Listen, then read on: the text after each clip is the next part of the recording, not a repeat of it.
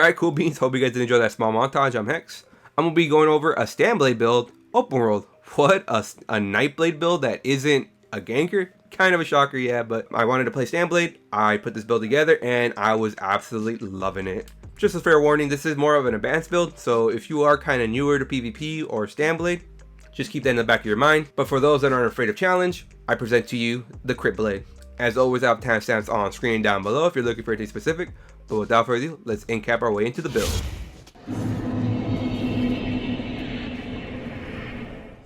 Alright, so for the first set we run is Order's Wrath.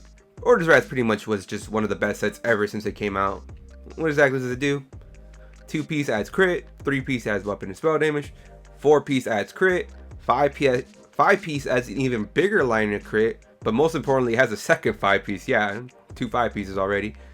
Increases your critical damage and critical healing by 8%. So we do 8% more damage with crits, and honestly we can also heal for 8% more.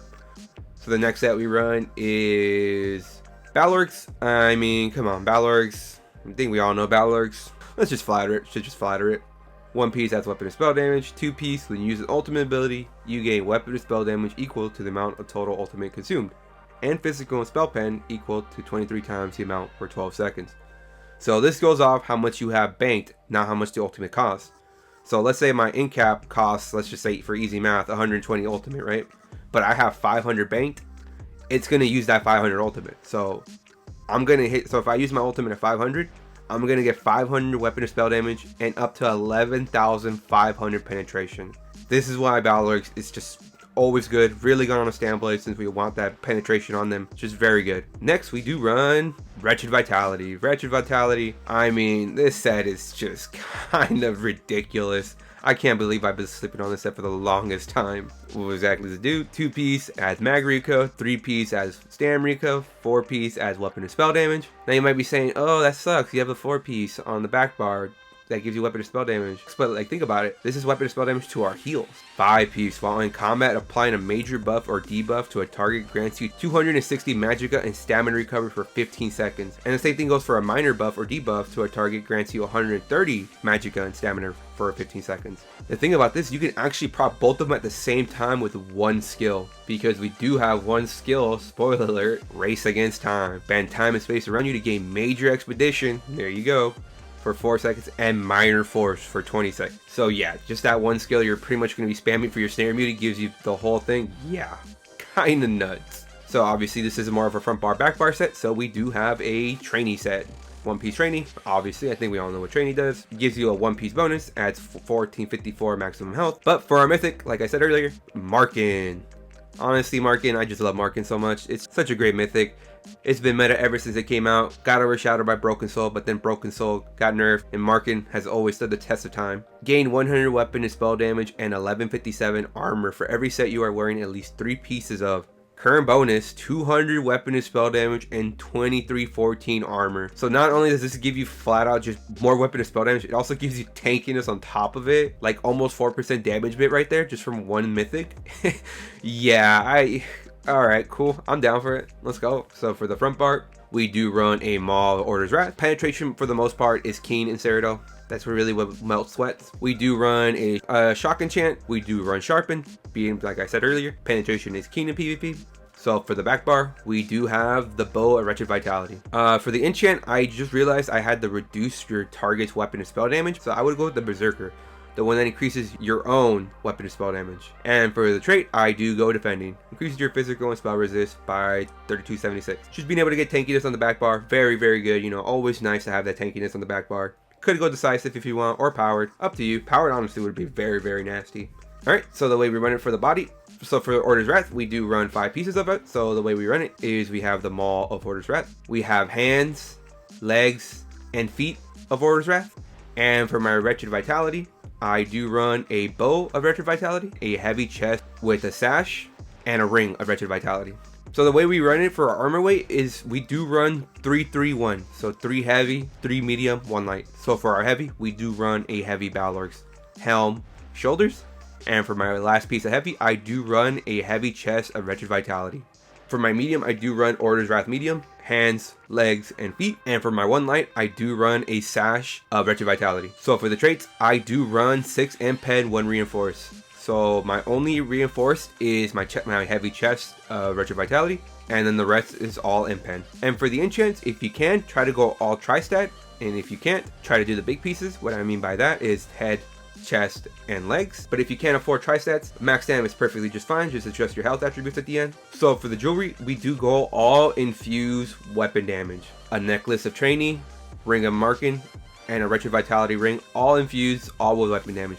Alright, but for the pots, pretty simple, honestly. Tried and true, tripods. I mean, restore all resources, gives you recup to all of them. They're never gonna go anywhere. And for the food, obviously, Orzhovkas. I mean, this food has been meta ever since the whole hybridization patch, and I don't think it's gonna go anywhere. Increase your max health by 4312, very nice. And if you ever wanted to hear a joke, it grants some health recovery, but most importantly, grants 369 stamina and magical recovery. That's right. So what makes this food so powerful is that it gives you max health, but it gives you sustain of everything else, which is very, very good. Jewels of Mithril is perfectly fine, the purple version. I don't actually have it on this tune right now. But enough of that, let's go over the skills now. Okay, so for Nightblades, they kind of got like super power creep. Like, so first skill we run is Camo Hunter. I mean, Camo Hunter, I think we all know what it does. Reveals targets, don't care about that. What we do care about, while slotted, you gain Major, Savagery, and Prophecy, increasing your weapon and spell crit by 12%. If that wasn't enough, you also gain Minor Berserk for 5 seconds after dealing critical damage from an enemy's flank. So if you hit an enemy from behind and you crit on them, you get Minor Berserk for 5 seconds, increasing your damage done by 5%. And if that wasn't enough, it also does give you 2 juicy passives from the Fighters Guild. Slayer, increases your weapon and spell damage by 3% for each Fighters Guild ability slotted. And my favorite, Banish the Wicked. You generate 3 ultimate whenever you kill an enemy with a Fighters Guild ability slotted. So yeah, kinda nuts. Next we do run Mass Hysteria. This is basically our Nightblade figure that just got super buffed. I don't know what they were thinking, but alright, I'm down for it. Basically, you can fear up to like, there's no cap on this. I believe the hard cap is 24 or 60 targets you can actually fully fear with this. But not only that, you fear them for 5 seconds. That's like the longest CC that any skill can give you. 5 seconds, like if they don't have the stam, they're gonna die. But not only that, it also puts major cowardice for 12 seconds, reducing their weapon and spell damage by 430. But what I like about this so much is that, yeah, it makes them hit less, but what most people don't realize is that it also reduces their weapon and spell damage to their heals. So their heals are also going to get reduced even more. You don't actually have to fear the target. They can be CC immune as long as they're within range. That's why this skill is very strong. Next we do run Killer's Blade. Deal X amount of disease damage. Deals up to 400% more damage to enemies with less than 50% health. Heals you for X amount if the enemy dies within 2 seconds of being struck. So now you might be saying, why would you go this one over the 2H one? Pressure points. Increases your weapon and spell crit by 2% for each assassination ability slotted. So having this one ability slotted gives us 2% extra crit. And that alone has already got me sold. And it also procs our Hemorrhage passive. Increases your critical damage by 10%. And dealing critical damage grants you and your group minor Savagery. Increasing your weapon crit by 6%. Next we do run Merciless Resolve. This is the Magmorph. The reason we run the Magmorph is because the Magmorph does more damage. Yeah, kind of dumb. So when you pop this, you have like a buff on yourself for 40 seconds. Each time you light attack or heavy attack, you gain a stack. Each stack grants you 60 weapon and spell damage, so a total of max 5 stacks. You get 300 weapon and spell damage. And it also converts the ability into Assassin's Will, allowing you to fire a spectral bow for half cost that deals a ridiculous amount of magic damage. And heals you for 50% of the damage dealt if you are within melee range, which you should always be within melee range with this with the combo we run on Nightblade. And fun fact, spoiler alert, obviously we do run in cap. I didn't know this, I was told this, but this skill actually hits way harder than your in cap. See, right now we have a 16.6k Merciless Resolve. Our in cap is only at 13k. This bow hits for 3,000 more damage. Yeah, this thing is crazy. Next we do run Surprise Attack. This is basically our spammable, slash an enemy, dealing X amount of physical damage. But most importantly, applying the Sundered effect, reducing their resistances by almost 3k. Yeah, that's a lot of damage right there. And also some little nice filler passives. Next, our bread and butter, what makes the Nightblade a Nightblade.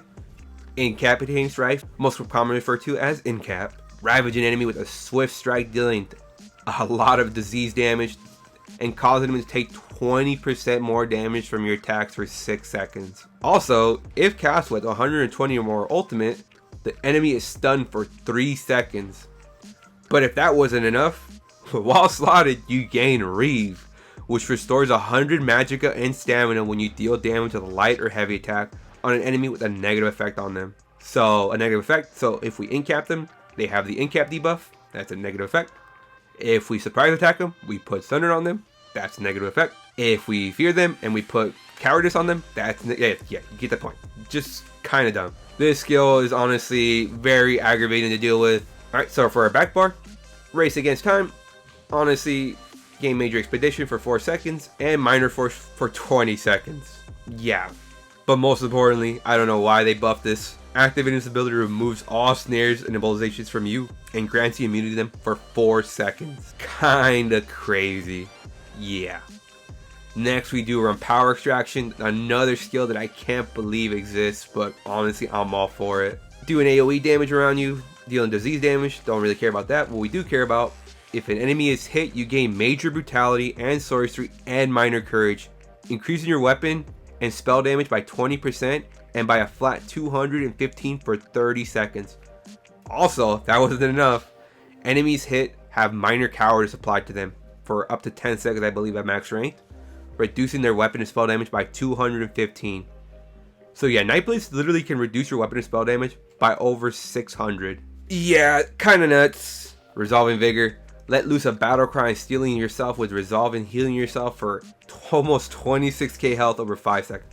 So next is Resolving Vigor. Obviously this is our burst hot that heals us for a lot over 5 seconds. But if that wasn't enough, after casting you gain Minor Resolve, increasing your physical and spell resist by almost 3k for 20 seconds. Alright, thank you Sauce. Next we do run Shadowy Disguise. This is basically our cloak. Not much need to be said about that.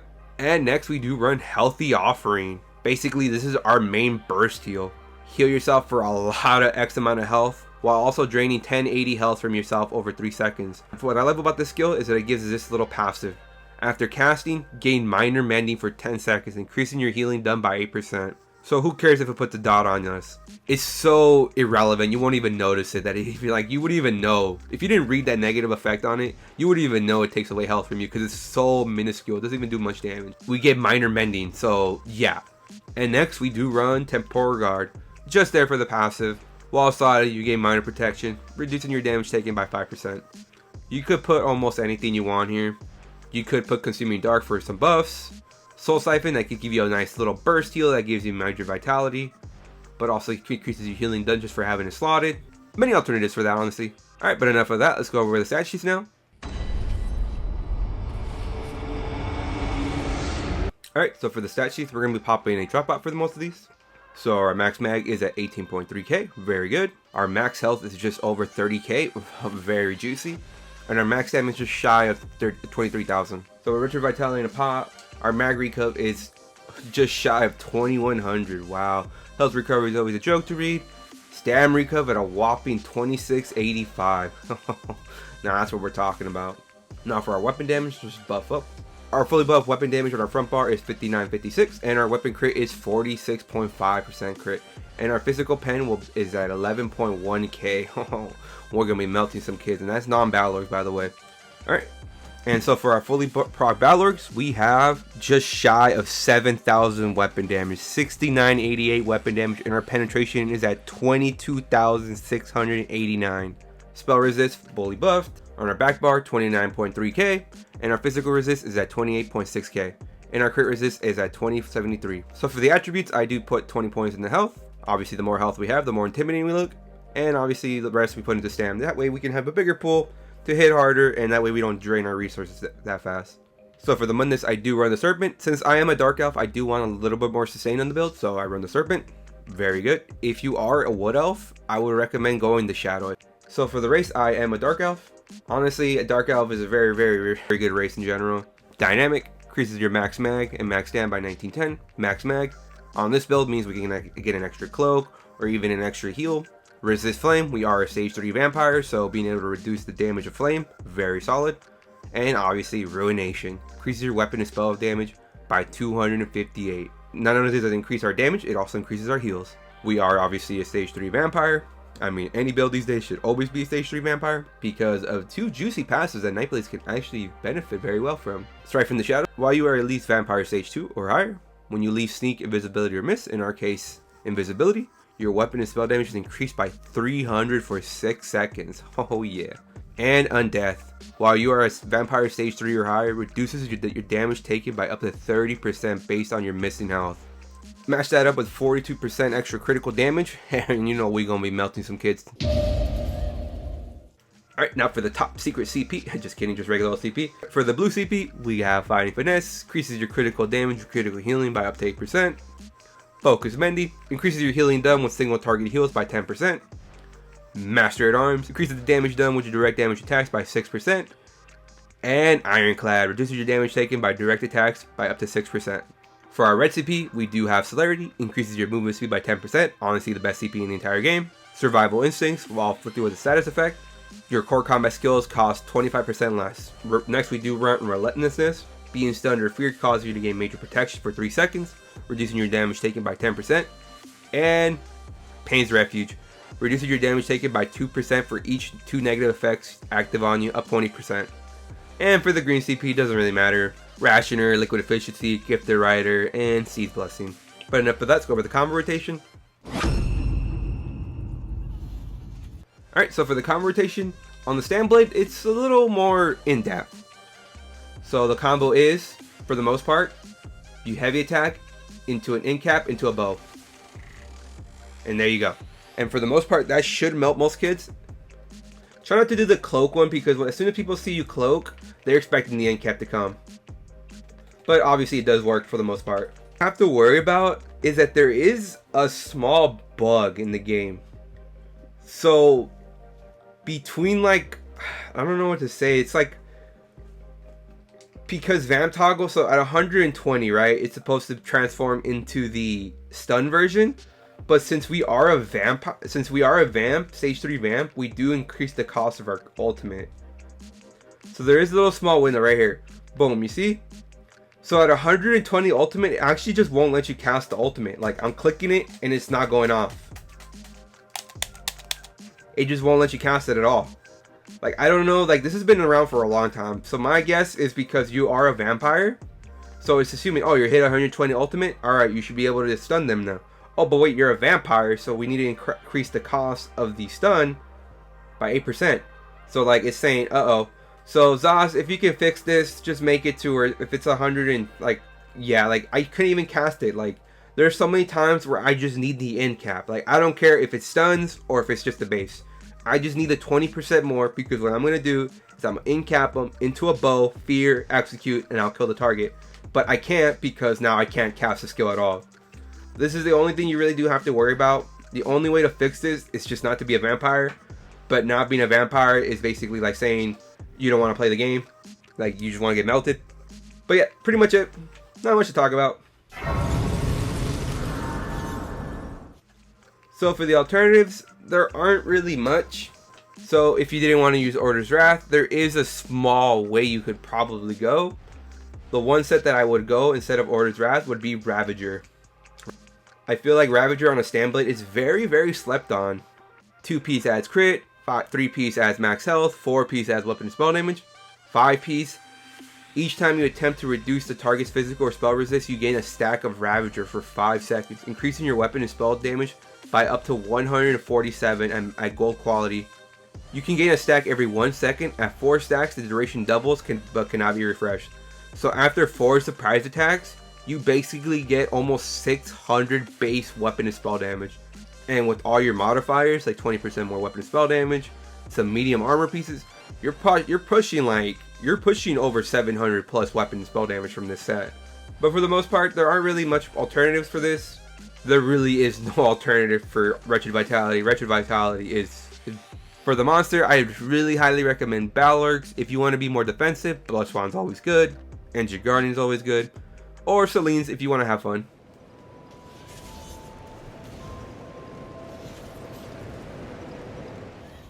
So this StamBlade build, honestly, I've tried so many StamBlade builds, and I'm glad this StamBlade build actually worked out for the most part. I was actually having a blast with the StamBlade build. Like, it is a little wonky and a little weird to more of the traditional ones. You might be asking, oh, you're not using Shade? Oh my god, how dare you play without, how dare you play how dare you play Nightblade without Shade? I'm not a Shade guy. I don't really like it. If you like it, try to fit it somewhere. Up to you. I'll leave that one to you. But for the most part, I really do like this build. I mean, Nightblade's just kind of just got crazy buff. Like, permanent minor courage.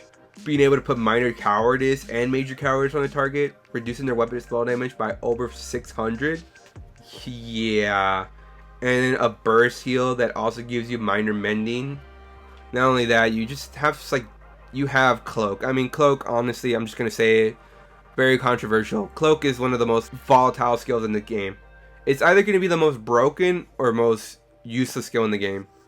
There's never going to be in between for Cloak. Because the thing I hate about Cloak, fighting against any StamBlade, is that if I'm charging a skill, it basically negates my attack. Unless it's an AoE attack, you're going to cloak away my attack. So if I'm uppercutting you, and I uppercut you, and you cloak it, well, I didn't hit you with the uppercut. Cool. That's kind of aggravating. Like, if I'm whipping and you cloak my whip, I don't hit you with the cloak. Okay, cool. Like, I don't know. But for the most part, Cloak is very strong. That's why most people like to play Nightblades, because Cloak is very powerful. Being able to disengage, being able to kite around, break ankles, there's no match to it. Alright, cool beans. Hope you guys did enjoy the build. It was very fun. Nice to bring out the StamBlade, like an open world StamBlade build. That actually did a crazy amount of damage and was very, very tanky. Like the video if you liked it. Comment your thoughts and experience with the build. Also, anything I might have missed out or what build I should do next. Subscribe for more. Hope you do enjoy the rest of the small montage. But most importantly, stay zerging.